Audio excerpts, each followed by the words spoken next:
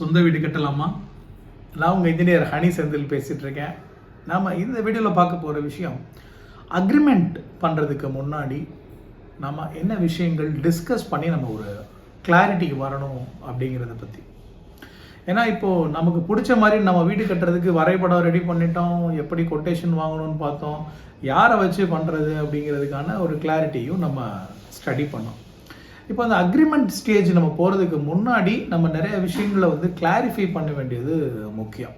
அதாவது அக்ரிமெண்ட்டுங்கிறது நம்ம பேசுகிற விஷயங்களை வந்து டாக்குமெண்ட் பண்ணுறது, அவ்வளோதான். அதில் முழுமையான தெளிவு வேணும். ஆனால் எந்தெந்த விஷயங்கள் எல்லாம் நம்ம கிளாரிஃபை பண்ணணும் அப்படிங்கிறதுக்கு பாயிண்ட் பை பாயிண்ட்டாக நம்ம எழுதி வச்சுட்டு நம்ம அதை அப்ரோச் பண்ண வேண்டியது அவசியமான விஷயமா நான் பார்க்குறேன். முதல் விஷயம் வந்து ஸ்கொயர் ஃபீட் ரேட் மாடலில் போகிறோம்னா அந்த காஸ்ட். அதில் வந்து இப்போ கிரவுண்ட் ஃப்ளோருக்கு என்ன ப்ரைஸ் பாயிண்ட்டு, ஃபஸ்ட் ஃப்ளோருக்கு என்ன, செகண்ட் ஃப்ளோர், ஹெட்ரூம்னா என்ன, இந்த மாதிரியான பேசிக்கான இந்த காஸ்ட் டீட்டெயில்ஸ் வந்துடும். தென் டீட்டெயில்டு ஸ்பெசிஃபிகேஷன்ஸ், அது உங்களுக்கு பிடிச்ச மாதிரி அந்த ஒரு ஸ்பெசிஃபிகேஷனை நம்ம மாடிஃபை பண்ணணுமா என்னங்கிறதையும் பார்த்துக்கலாம். ஏன்னா இப்போ பொதுவாக நம்ம வீடு நமக்கு பிடிச்ச மாதிரி நம்ம கனவு வீடு, அதில் வந்து ஒருத்தர் வந்து இந்த மாதிரி மாடலில் நம்ம இவ்வளோ ரேட்டில் கட்டுறோன்னா அவர் சொல்கிற மாதிரி மெட்டீரியலே போட்டு நம்ம கட்டணும்னு அவசியமே கிடையாது. ஏன்னா நம்ம வீடு அது வந்து ஒரு சின்ன ஒரு பேசிக் ஐடியா அப்படிங்கிறத நம்ம புரிஞ்சுக்கலாம். ஸோ நமக்கு பிடிச்ச மாதிரி அதில் ஏதாவது ரிவிஷன்ஸ், அப்டேட்டு, கரெக்ஷன்னு இதெல்லாம் நம்ம பண்ணுறோன்னா அதை கரெக்ட் பண்ணி அதுக்கான ப்ரைஸ் பாயிண்ட்டை நம்ம கிளியராக வந்து அரைவ் பண்ணுறது முக்கியம். அது மட்டும் இல்லாமல் இந்த பேசிக் ஸ்கொயர் ஃபீட் ரேட்டு இல்லாமல் மற்ற விஷயங்கள்லாம் என்னென்ன, உதாரணத்துக்கு இந்த பேஸ்மெண்ட் உயரம் வந்து சாதாரணமாக எவ்வளோ பண்ணுவாங்க, இப்போ கூடுதலாக வேணும்னா நமக்கு என்ன காஸ்ட் வரும், அதே மாதிரி சீலிங் ஹைட்டை வந்து சாதாரணமாக எவ்வளோ உயரம் பண்ணுவாங்க, 10 அடி பண்ணுவாங்கன்னா இப்போ நமக்கு கூடுதலாக வேணும்னா அதுக்கு என்ன காஸ்ட் வரும், இந்த மாதிரியான விஷயங்கள் இது எல்லாத்தையும் நம்ம எழுதி டாக்குமெண்ட் பண்ணுறது முக்கியம். அந்த விஷயத்தை பற்றி நம்ம டிஸ்கஸ் பண்ணணும். ஏன் அப்படின்னா இப்போ நமக்கு இன்னைக்கு நம்ம டிசைட் பண்ணும்போது நமக்கு ஒரு சீலிங் ஹைட்டு நம்ம ரெகுலராக நீங்கள் பண்ணுற 10 அடியே போதும்னு நம்ம நினைக்கலாம். பட் நம்ம அந்த எப்படி ஒரு குழந்தை பிறந்துட்டு அது வளரும்போது கூடவே ஒரு அப்பா கூடவே ஒரு அம்மா புதுசாக தான் வளர்கிறாங்க, அந்த மாதிரி ஒரு வீடு வளர தான் அந்த ஹவுஸ் ஓனர் அப்படிங்கிற ஒரு கேரக்டரும் வந்து நமக்கு பில்ட் ஆகும். அப்போது நமக்கு பிடிச்ச சில விஷயங்களை அக்காமடேட் பண்ணணும்னு தோணும், இதை இன்னும் இன்ட்ரெஸ்டிங்காக எப்படி மாற்றலாம்னு தோணும்.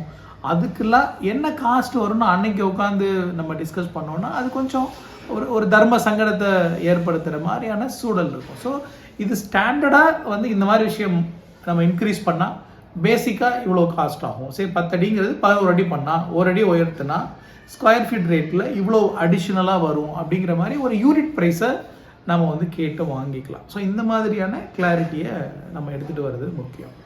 இந்த அடிப்படையான விஷயங்கள் மட்டும் இல்லாமல் நம்ம முக்கியமாக பேசிக்க வேண்டிய விஷயம் வந்து இந்த ஸ்டேஜஸ் ஆஃப் கன்ஸ்ட்ரக்ஷன் என்னென்ன, எப்போல்லாம் நம்ம பேமெண்ட் கொடுக்கணும் அப்படிங்கிறது. இப்போ வந்து ஒரு அட்வான்ஸ் அமௌண்ட் எவ்வளோ பர்சன்டேஜ் கொடுக்கணும், அடுத்து பேஸ்மெண்ட் லெவல், அடுத்து ஒரு ஃப்ளோருடைய லிண்டல் லெவல், அடுத்து ரூஃப் லெவல், அடுத்த ஃப்ளோர் பண்ணுறோன்னா அது லிண்டல், ரூஃப், அப்புறம் internal plastering, external plastering, flooring, இந்த மாதிரி மல்டிபிள் ஸ்டேஜஸ் வந்து இருக்கலாம். ஒரு குறைஞ்சபட்சம் ஒரு 8லேருந்து 10 ஸ்டேஜாவது ஒரு 30 to 50 lakhs வால்யூம் இருக்கிற ப்ராஜெக்ட்டுக்கு அத்தனை ஸ்டேஜாவது இருக்கிறது முக்கியம். சில பேர் எடுத்தோடனே நான் பணத்தை கொடுத்துட்றேங்க நீங்கள் பண்ணிடுங்க அப்படின்னு எவ்வளோ நல்லவனாக இருந்தாலும் கொடுத்துட்றாங்க. ஏன்னா அதை எவ்வளோக்கு எவ்வளோ மல்டிபிள் ஸ்டேஜஸாக பிரித்து அதை வந்து நம்ம டிஸ்ட்ரிபியூட் பண்ணுறோமோ அவ்வளோ நல்லது. ஏன்னா ஒரு விஷயம் பண்ணும்போது அதை சரியாக பண்ணி கரெக்டாக பண்ணி we must earn the respect, ஒரு மரியாதையை உருவாக்கணும். அதுக்கப்புறமா அடுத்த பேமெண்ட் இருக்குது அப்படிங்கிற அப்படி இருந்தால் தான் வந்து அந்த ப்ராசஸ் வந்து 2 பேருக்கும் சரியாக இருக்கும், இல்லைனா ஒன் சைடடாக போயிடும். அதனால் எடுத்தோன்னே இந்தாங்க பணம், இருந்தாங்க மொத்தம் வந்து பட்ஜெட்டு 40 லட்ச ரூபா, இந்தாங்க 20 லட்ச ரூபா வச்சுங்க, இந்த கையில் இருந்தால் நான் செலவு பண்ணிடுவேங்க. ரொம்ப ஆட்கள் நிறைய பேர் என்கிட்டே சொல்லுவாங்க, இந்த பணத்தை நீங்கள் வச்சுக்கிங்க சார், தயவு செஞ்சு வேணான்னு சொல்லிட்டு வராங்க. ஏன்னா பணம் அந்த கூறுகளாக பிரித்து வாங்குறது முக்கியம். அது எத்தனை ஸ்டேஜு, அந்த ஸ்டேஜுக்கான பர்சன்டேஜில் பற்றின கிளாரிட்டியை நம்ம உருவாக்கணும். ஒன்று. ரெண்டாவது, கேஷ், செக், இந்த மாதிரியான ஏதாவது விஷயங்கள் இருக்காங்கிறது தெளிவாக கேட்டுக்கணும். இப்போ வந்து எனக்கு நீங்கள் ஒரு போர்ஷன் வந்து கேஷாக கொடுக்கணும்னு கேட்கலாம். இப்போ நம்ம ஒரு வீடு அப்பார்ட்மெண்ட்டை மாதிரி வாங்கினா கூட அதுலேயும் இந்த மாதிரி வேரியேஷன்ஸ் கேட்பாங்க. எனக்கு இவ்வளோ செக்கில் கொடுங்க, இது வந்து கேஷாக கொடுங்கன்னு சொல்லிட்டு நாம் என்ன மாதிரியான மோடில் ஆப்ரேட் பண்ண போகிறோம் அப்படிங்கிறத முன்னாடியே தெரிஞ்சு வச்சுக்க வேண்டியது அவசியம். அது இல்லைன்னா பின்னாடி அது நமக்கு ஒரு சங்கடத்தை ஏற்படுத்தக்கூடாது. அதனால் அந்த விஷயத்தை நம்ம உடச்சி முன்னாடியே கிளியராக பேசிக்க வேண்டியது முக்கியம்.